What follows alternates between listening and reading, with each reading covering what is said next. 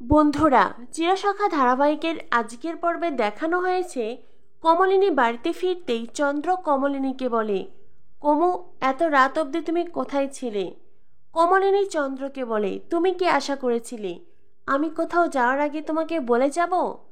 চন্দ্র বলে, সেই তো, আমার কপালটাই খারাপ, বারবার আমার সাথেই এমন সব ঘটনা ঘটে।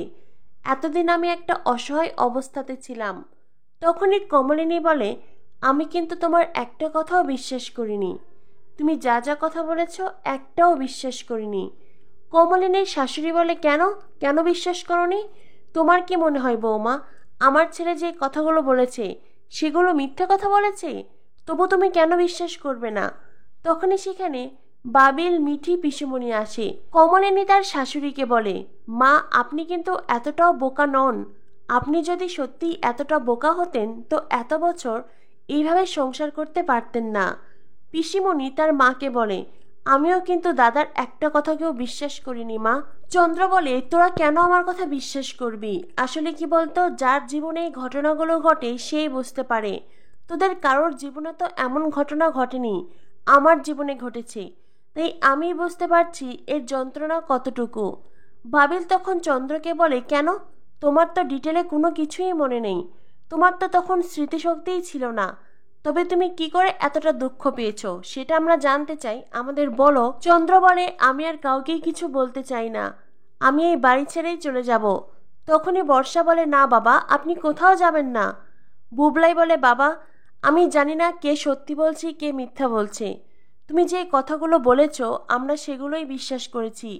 বাবা, তুমি আমার বাবা, আর এটাই সবচেয়ে বড় সত্যি। আগে যা কিছু হয়েছে হয়েছে, সব কিছু ভুলে এখন আমরা সবাই একসাথে থাকতে চাই। বাবা, তুমি কোথাও যাবে না। চন্দ্র তখন বুবলাইকে বলে, দেখ, আমি যে শুধুমাত্র আমার সন্তানদের জন্য ফিরে এসেছি তা তো নয়, আমি আমার স্ত্রীর জন্যও ফিরে এসেছি। কিন্তু আমার স্ত্রী যদি আমাকে অবিশ্বাস করে, সে যদি আমার কাছ থেকে দূরে সরে যেতে চায়, আমার জন্য যদি তার জীবন এলোমেলো হয়ে যায়, সে যদি ডিভোর্সের জন্য এখানে ওখানে ছোটাছুটি করে, তাহলে তো আমার আর এখানে থাকাই সম্ভব নয়। আসলে কি বলতো, আমি যেই প্রফেশনে ছিলাম সেখানে আমার অনেক শত্রু ছিল, তারা সবসময় আমার ক্ষতি করতে চাইতো, আর শেষ পর্যন্ত তারা কিন্তু সেই ক্ষতিটা করেছে। আমার জীবনের 20টা বছর ওরা নষ্ট করেছে। আমি যাদের ওখানে এতদিন ছিলাম, আজ যখন আমি ওখান থেকে বেরিয়ে এসেছি, তারা তো আমার খোঁজ করবেই, এটাই তো স্বাভাবিক। সেজন্যই সোহিনী এখানে এসেছিল। কমলিনী তখন চন্দ্রকে বলে, তুমি যে আমাকে এতটা বোকা ভাবছো না, আমরা কিন্তু এতটাও বোকা নই। আর তাছাড়াও জানো তো, ঠক জোচ্চোর এই মানুষদের সত্যিটা সবাই ধরতে পারে, বিশেষ করে যারা সৎ লোক। অন্তত এক্ষেত্রে আমরা সৎ, তুমি অসৎ। ঠাম্মি তখন কমলিনীকেই ধমক দেয়, তার ছেলের সাথে কেন কমলিনী এই ভাষায় কথা বলছে। এরপরেই ঠাম্মি কমলিনীকে বলে, এইসব কথা বাদ দাও, আমার আলমারিতে যে দলিল ছিল সেটি এখন কোথায়?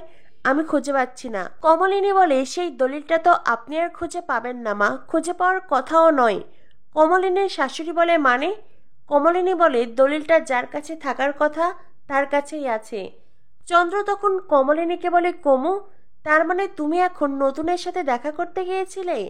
বুবলাই বলে, এই জন্যই তো মায়ের সাথে আমার এত ঝামেলা। আমাদের জীবনে এত ঘটনা ঘটছে, এত কিছু হয়ে যাচ্ছে, তবুও মা ওই লোকটাকে ছাড়বে না, তাই না? তখনই কমলিনী বুবলাইকে বলে, কি করে ছাড়বো বল?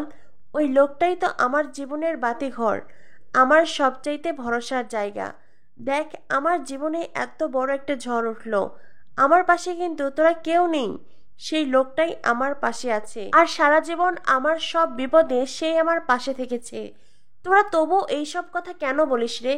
আমার কাছ থেকে এই ধরনের কথা শুনবি বলে? তোরা প্রত্যেকে আমাকে বলেছিলি আমাকে মানিয়ে গুছিয়ে থাকতে, আমি যেটা করতে চাই না তোরা আমাকে সেইটাই করতে বলেছিলি। কেন রে, আমার ইচ্ছের কি কোনো দাম নেই? আর একটা কথা তুই জেনে রাখ, তুই মনে মনে আমার সম্পর্কে যাই ভাবিস না কেন, তাতে কিন্তু আমার কিচ্ছু যায় আসে না। বর্ষা তখন কমলিনীকে বলে, মানুষ চায় ঝামেলা মিটিয়ে নিতে, আর তুমি কি গো মামুনি, তুমি সবসময় ঝামেলা বাড়াতে চাও। কমলিনী বলে, দেখো বর্ষা, আমি কিন্তু তোমার কাছ থেকে কোনো জ্ঞানের কথা শুনতে চাই না। কথাটা শুনে বর্ষা চুপসে যায়। কমলিনীর শাশুড়ি বলে, আমাকে না জানিয়ে আমার আলমারি থেকে তুমি দলিলটা নিয়েছো, এটাকে তো চুরিই বলে। শেষ অবধি তুমি আমার ঘরে চুরি করলে। কথাটা শুনেই পিসিমণি বলেন, মা তুমি কিন্তু বৌদি ভাইয়ের সাথে এইভাবে কথা বলতে পারো না। কমলিনী তার শাশুড়িকে বলে, মা আপনি যে কথাটা বললেন সেটা কি আদৌ ঠিক? আপনি যে দলিলটাকে নিজের বলে দাবি করছেন সেই দলিলটা তো আপনার নয়। হ্যাঁ, এই বাড়ির কিছু অংশ আপনার নামে ছিল, কিন্তু আপনি নিজেই সেই দলিলটা অন্য কারোর নামে করে দিয়েছেন। কমলিনীর শাশুড়ি বলে, আমি ভেবেছিলাম আমি দলিলটা নতুনকে ফিরিয়ে দেব, কিন্তু আমি আমার সিদ্ধান্ত বদলেছি। আমি আমার ভাগের অংশটা আমার ছেলে চন্দ্রকে দেব। কমলিনী বলে, মা ঠিক এই কারণেই কিন্তু আমি এত তাড়াতাড়ি করে নতুন ঠাকুরপোকে তার দলিলটা ফিরিয়ে দিয়েছি।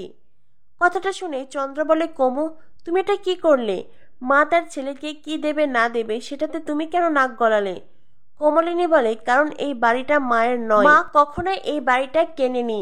আর নতুন ঠাকুরপো যখন একবার দলিল করে দিয়েছিলেন আর মা যখন সেই দলিলটা আবার ফিরিয়ে দিয়েছেন, তবে এই বাড়ির ওপর মারার কোনো অধিকার নেই। চন্দ্র তখন বেশ অসহায় বোধ করে। চন্দ্র বলে, আর নতুন বা কি, একটা জিনিস দিয়ে সেটা আবার ফিরিয়ে নিয়েছে। তখনই বুবলাই বলে, বুঝলে না তো বাবা, এটাই তো আইওয়াস। মায়ের একার নামে যদি বাড়িটা দিয়ে দিত তো অনেক কথা উঠত, সেজন্যই ঠাম্মির নামেও দিয়েছিল। আর এই সব কিছুই উনি করেছিলেন একটা মতলব নিয়ে। কথাটা শুনে কমলিনী বলে, কি ভালো ছেলে রে তুই, যেই বাড়িতে সারা জীবন থাকলি, ছোট থেকে বড় হলি, এখনো যাওয়ার নাম করছিস না, আর যার দয়ায় বাঁচলি তাকে নিয়ে বাজে মন্তব্য করছিস। বুবলাই বলে, ভদ্র হয়ে থাকার দিন শেষ মা, অনেক ভদ্রতা দেখিয়েছি, ভুলে যেও না এই বাড়িটা আমাদেরও। দেখি আমাদেরকে এই বাড়ি থেকে উচ্ছেদ করে, প্রয়োজন পড়লে কোর্টে যাব। কমলিনী বলে, এইবার বুঝতে পেরেছি, জানিস তো আমার বড় ছেলেটা কেন এমন হয়েছে। আসলে কি বলতো, তার শরীরে তো তার বাবারই রক্ত বইছে। কথাটা শুনে বুবলাই বেশ অপমানিত বোধ হয়। আর চন্দ্র বলে, কমু তুমি আমাকে আর কতটা অপমান করবে? কমলিনী বলে, এখনো কিছু বাকি আছে বলছো? তুমি যা কাজ করেছ এই অপমানগুলোই তোমার প্রাপ্য। তখনই সেখানে মিটিল আসে। বাড়ির বাহিরে নতুন কাকুকে দেখতে পেয়েছে বলে মিটিল নতুন কাকুকে নিয়েই আসে। মিটিল বলে, কাকিমা এই দেখো নতুন কাকুকে ধরে নিয়ে এসেছি, বাড়ির বাহিরেই দেখা হয়েছিল তাই আর কি। কমলিনী বলে, ওনাকে ধরে নিয়ে আসার তো কোনো প্রয়োজন নেই মা, এই বাড়িটা তো ওনার, উনি যখন খুশি এই বাড়িতে আসতে পারেন। বুবলাই তখন নতুন কাকুকে বলে, তুমি বাড়িটা যদি ফিরিয়েই নেবে তো বাড়িটা কেন দিয়েছিলে বলো তো? যাতে করে এই বাড়িতে তুমি অধীশ্বর হয়ে থাকতে পারো। কি ভেবেছিলে এইভাবে থাকতে থাকতে তুমি একদিন যেটা করতে পারোনি সেটা করবে? আমার মায়ের সাথে তোমার আনঅফিসিয়ালি সম্পর্কটাকে অফিসিয়ালি করবে? কি হলো বলো, উত্তর দাও। নতুন কাকু ভীষণ রেগে যায়। নতুন কাকু বুবলাইকে বলে, তোর উত্তর প্রয়োজন তাই না, আজ তোকে সব উত্তর দেব। এই বলে নতুন কাকু বুবলের গালে একের পর এক চড় মারতে থাকে। যদিও বর্ষা ছুটে এসে নতুন কাকুকে থামাতে চেষ্টা করে, কিন্তু আজ নতুন কাকুর থামার কোনো নামই নেই। নতুন কাকু যেন এতদিনের সব অপমানের হিসেব নিচ্ছে।